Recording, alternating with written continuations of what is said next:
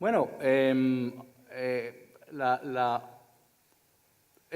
tópico originalmente asignado, que era infección cardíaca, es un tema muy amplio, y como hay una sección dedicada específicamente a miocarditis y una sección específicamente a pericarditis, he querido entonces centrarme más en el endocardio, para cubrir así todas las diferentes infecciones del corazón.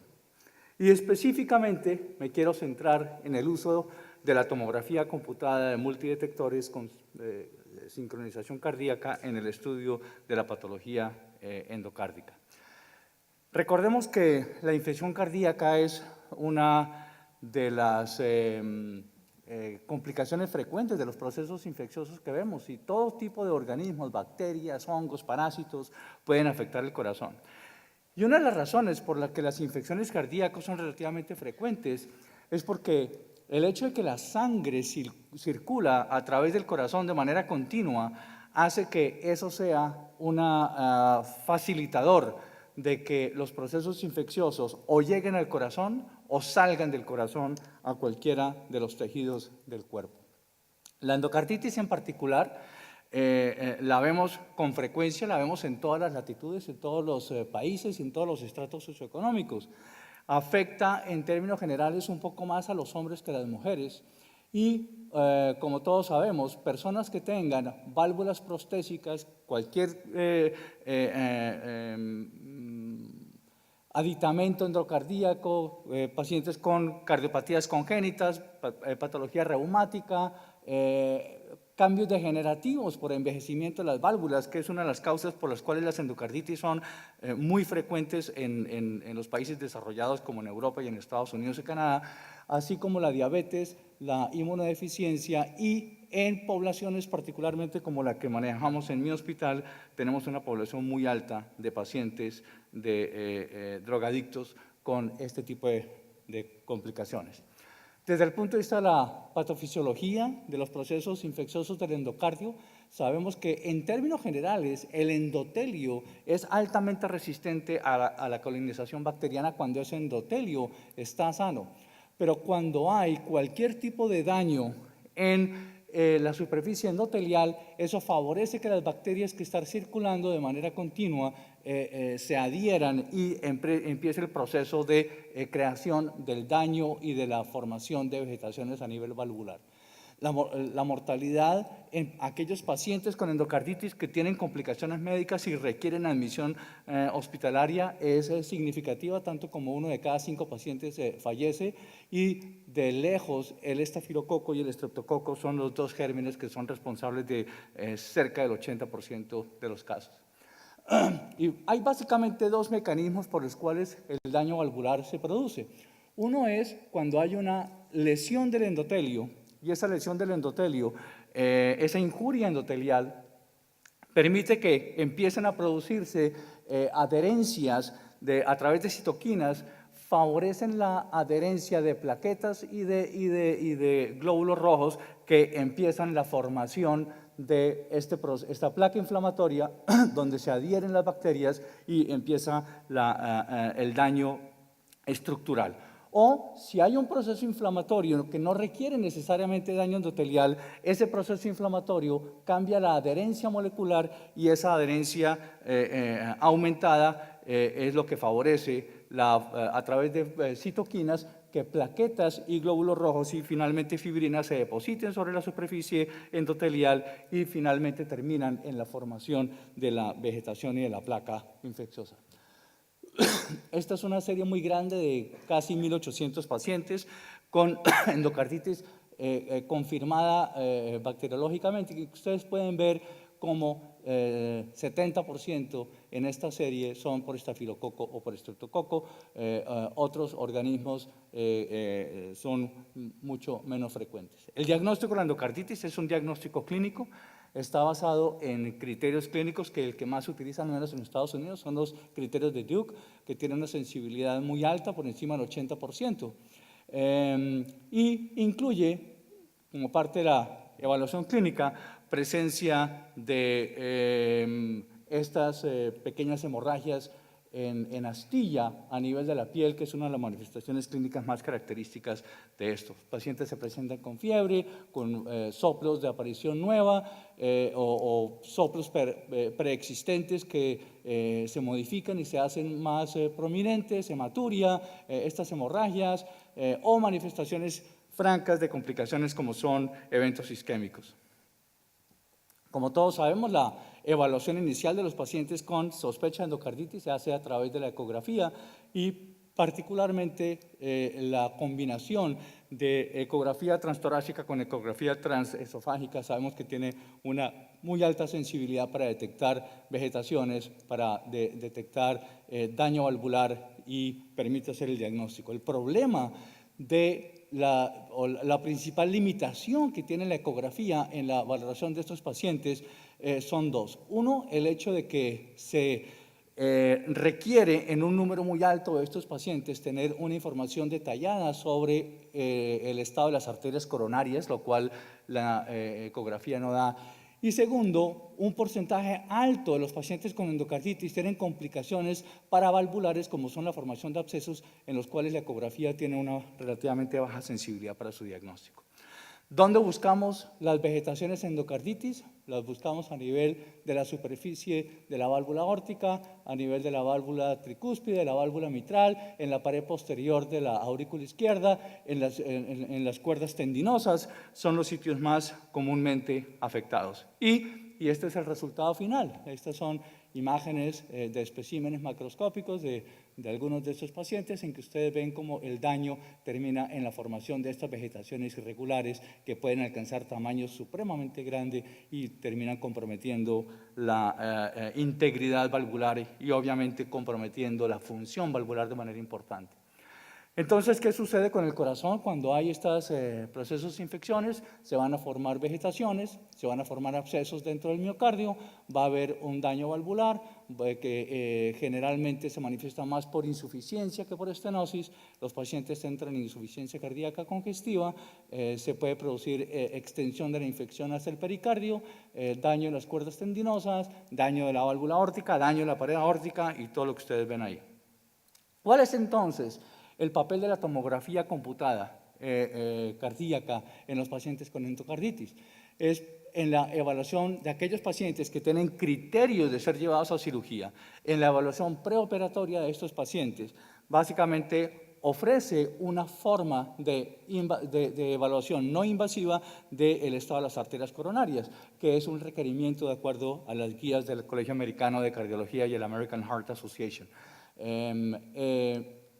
Y la razón por la cual es altamente deseable el uso de la tomografía computada en estos pacientes es porque se quiere evitar el riesgo de inducir a través de un catéter angiográfico la embolización accidental por la manipulación del catéter dentro de las cámaras cardíacas. La tomografía computada permite hacer una evaluación y una identificación morfológica de las vegetaciones, pero no es realmente el papel principal de la tomografía, la valoración de las vegetaciones. Es tal vez la evaluación de la complicación paravalvular, como son los abscesos y pseudoneurismas, además de la evaluación de las arterias coronarias, el principal papel. Este es un artículo de una serie grande de pacientes publicados hace ya algunos años, en que si ustedes ven, tanto si hacemos el análisis por paciente o por válvulas específicamente, ustedes ven que la sensibilidad y la especificidad y los valores predictivos positivos son supremamente altos para la identificación de vegetaciones y abscesos paravalvulares y pseudoneurismas en pacientes con endocarditis. Esta es otra serie publicada también hace algunos años en que ustedes pueden ver nuevamente la sensibilidad, la especificidad y los valores de rendimiento diagnóstico tanto para identificar pseudoneurisma como para identificar vegetaciones, particularmente vegetaciones grandes. Tiene un excelente rendimiento diagnóstico, pero insisto, no es realmente la vegetación el objetivo principal de nuestra evaluación con tomografía computada.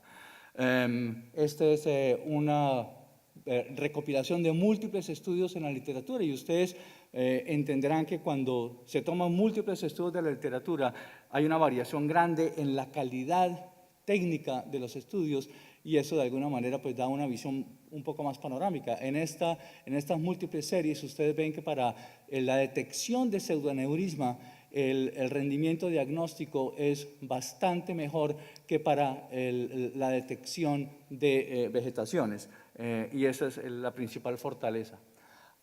Esta es otra recopilación de lo que se ha reportado en la literatura. Es una serie publicada muy recientemente y ustedes ven aquí dos cosas interesantes. Uno, el hecho de que definitivamente la ecografía transesofágica es lo que mejor rendimiento diagnóstico tiene en términos de sensibilidad y especificidad para la detección de vegetaciones, mejor que el rendimiento diagnóstico de la tomografía computada. Igual para identificar la perforación de las valvas afectadas, la ecografía tiene un mejor rendimiento diagnóstico. Pero es realmente en la evaluación de abscesos y pseudoneurismas perivalvulares donde está la gran fortaleza de la tomografía computada, así como la capacidad de evaluar simultáneamente las arterias coronarias de estos pacientes. Pero realmente lo más interesante y lo más importante de destacar de este estudio muy recientemente, del 2018, de una institución tan importante como la Clínica Mayo, es, miren estas cifras, de 255 pacientes con endocarditis llevados a cirugía, solamente 34 pacientes se les realizó tomografía computada. 13%, mientras que en el 98% de estos pacientes tuvieron ecografía transesofágica y cerca de la mitad tuvieron angiografía coronaria. De modo que lo que quiero destacar acá es que a pesar de que hay suficiente sustento en la literatura para destacar y relevar el papel de la tomografía computada, sigue siendo una tecnología sustancialmente subvalorada y subutilizada en la valoración de los pacientes con endocarditis. Bueno, miremos a algunos casos, no los quiero molestar más con estadísticas. Los pacientes con infección del lado derecho del corazón pueden tener tanto la válvula tricúspide como la válvula pulmonar afectada. Es el lado que más típicamente hemos afectado en los pacientes drogadictos o en los pacientes que tienen líneas centrales por quimioterapia o por cualquier razón, catéteres intracardíacas. Los hombres igualmente son mucho más frecuentemente comprometidos y en estas endocarditis del lado derecho del corazón es muy común las complicaciones pulmonares. Aquí una fotografía de una gran vegetación en una válvula tricúspide. Y nuestra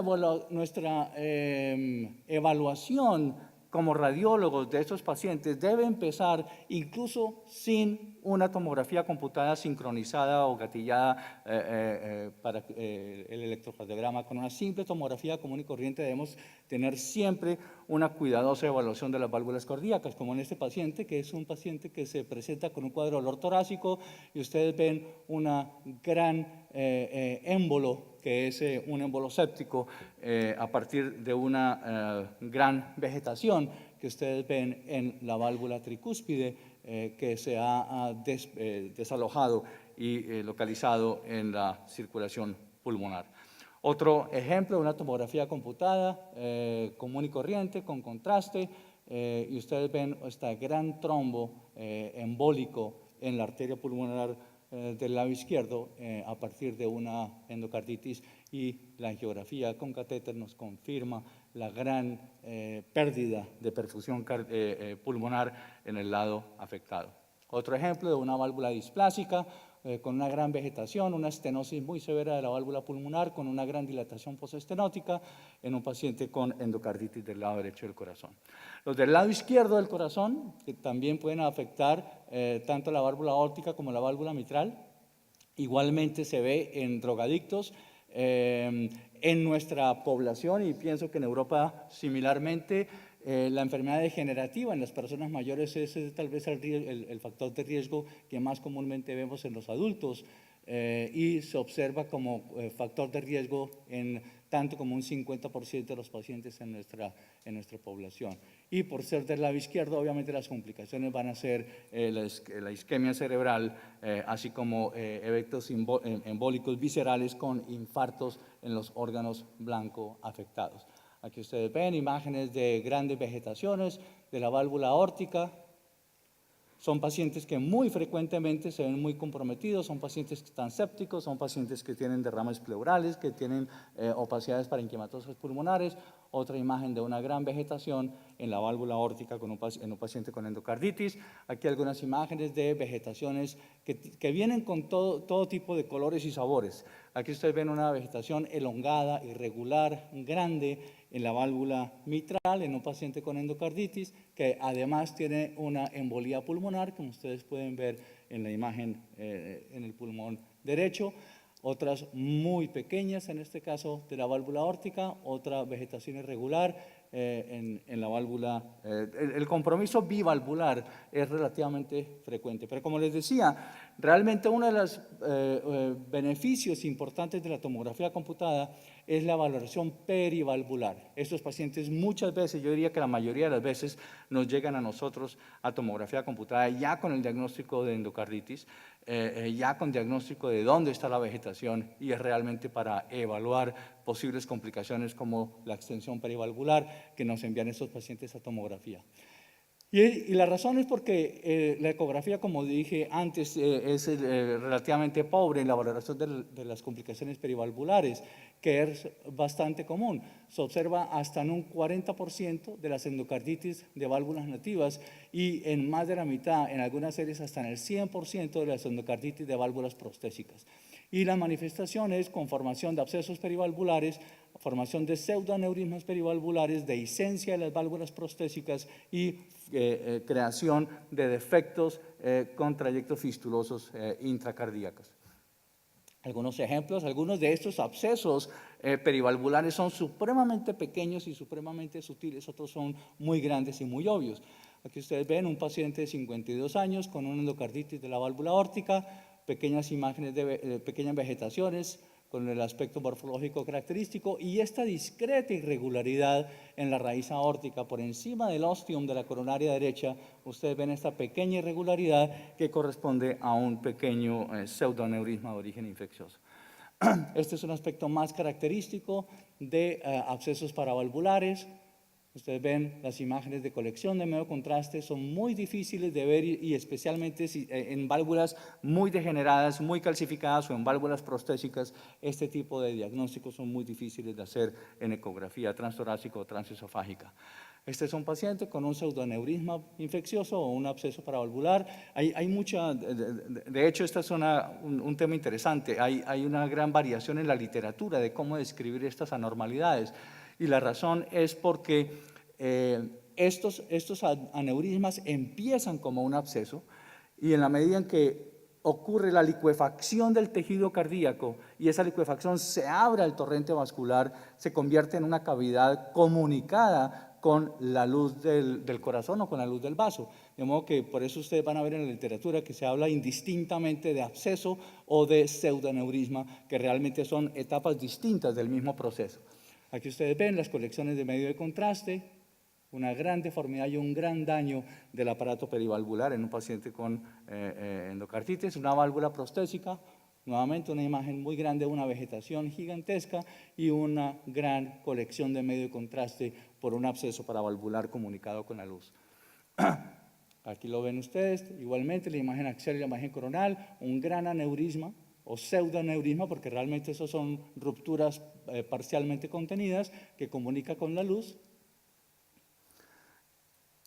Cuando esta es la presentación, hay que mirar muy cuidadosamente no solamente el aparato valvular, sino el tracto de salida ventricular y particularmente en el lado izquierdo. El tracto de salida del ventrículo izquierdo por debajo del plano valvular es un sitio donde muy frecuentemente se observa la formación de estos abscesos paravalvulares, válvulas prostésicas, pacientes que han sido intervenidos. Muchos de estos pacientes son lo que llamamos viajeros frecuentes, ¿no? Pacientes drogadictos, se les reemplaza la válvula, vuelven y se infectan, vuelven nuevamente y están en ese ciclo continuo de infección y reparación.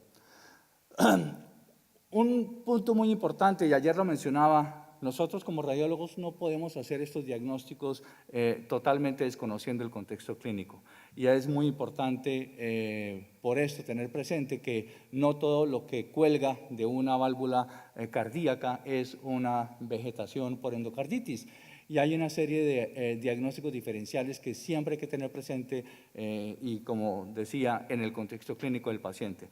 Este es un paciente que no tiene cuadro de infección, absolutamente ninguna manifestación de tipo infeccioso, ha tenido eventos isquémicos transitorios y esto corresponde, y esta es la patología cuando se hizo la reparación de un fibroblastoma papilar, que como ustedes bien saben es el tumor primario más común de la válvula aórtica, es un tumor benigno que crece típicamente en forma de una vegetación a nivel de la válvula aórtica. Las endocarditis maránticas, las lesiones de Liebman-Sachs, todos estos son trombos, todos estos son diagnósticos diferenciales que debe uno tener presente y por eso conocer cuál es el contexto clínico del paciente es absolutamente fundamental. Otro ejemplo de esto es un paciente que tiene una endocarditis no bacteriana de tipo trombótica o marántica que se observa en pacientes que tienen enfermedades terminales como el cáncer.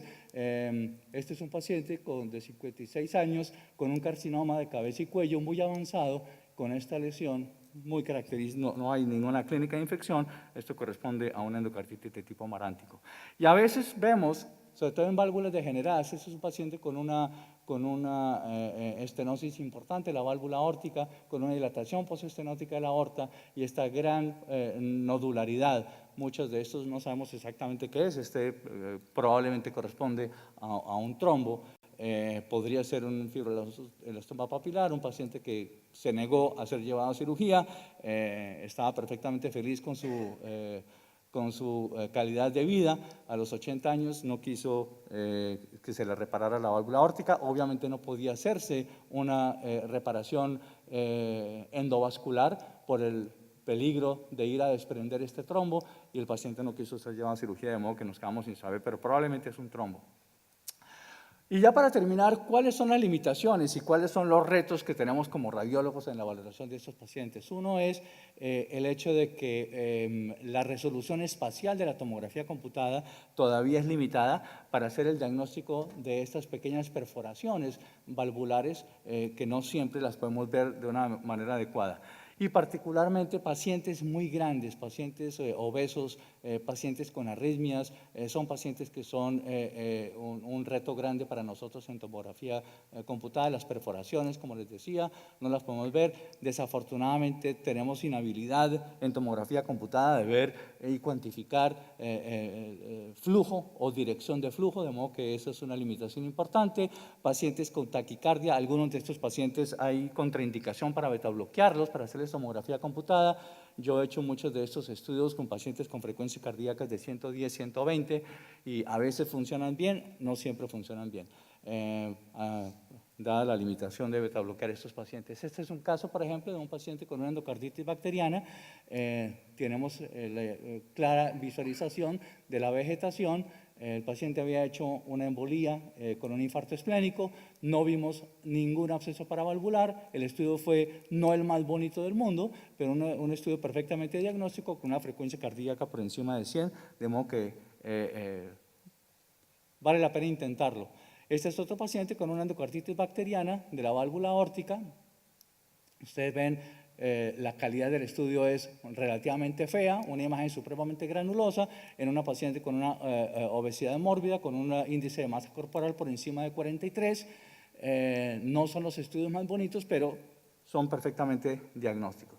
De modo que, en resumen, el papel de la tomografía computada con sincronización cardíaca en la endocarditis bacteriana es principalmente en aquellos pacientes que son considerados candidatos quirúrgicos. La evaluación preoperatoria permite una evaluación no invasiva de las arterias coronarias para evitar el riesgo de embolización inducido por desprender estas vegetaciones con el catéter y permiten hacer una evaluación bastante precisa de la morfología y particularmente de las complicaciones perivalvulares como son los pseudoneurismas y los abscesos con un rendimiento que es similar, si no superior al de la ecografía y es mejor que la ecografía en la evaluación de las válvulas mecánicas de tipo prostésico. De modo que la invitación es a utilizar más la tomografía computada en la valoración de estos pacientes. Este es el algoritmo que se ha propuesto para estos pacientes, aquellos que tienen una endocarditis que cumplen con los criterios para ser llevados a cirugía y se requiere evaluación coronaria. Si los pacientes son pacientes que tienen una emergencia quirúrgica, estos pacientes son llevados a cirugía sin mayor contemplación. Si son pacientes que no son emergentes y aquellos pacientes varones por encima de 40 años o mujeres posmenopáusicas que tengan más de 2 factores de riesgo para enfermedad coronaria, en estos pacientes la tomografía computada es una buena herramienta, o en pacientes hombres menores de 40 años o mujeres posmenopáusicas que, aunque tengan menos de 2 factores de riesgo, en estos casos, estos pacientes pueden ser llevados a cirugía sin necesidad de tomografía computada. Y este es un algoritmo que funciona bastante bien, es relativamente sencillo y permite hacer un tamizaje adecuado y valoración preoperatoria de estos pacientes. Como que la invitación es a utilizar más el angioTAC en la valoración de los pacientes con endocarditis, conociendo y siendo conscientes de exactamente las fortalezas de la tomografía. Como yo le decía en una discusión con los cardiólogos, en un congreso reciente en cardiología, el papel de la tomografía no es desplazar la ecografía, el papel de la tomografía es complementar la ecocardiografía en la valoración de estos pacientes. Muchas gracias.